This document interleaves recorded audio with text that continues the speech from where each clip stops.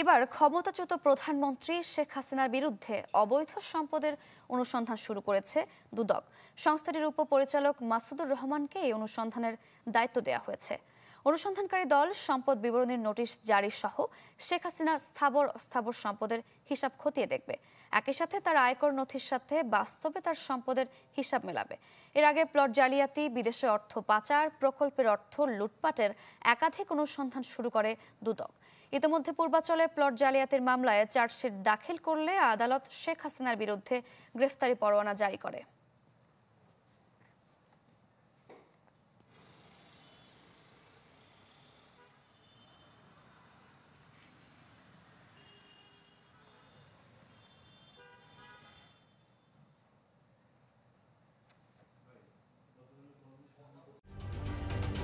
ঢালাইয়ে দৃঢ়তা, নির্মাণে নিশ্চয়তা।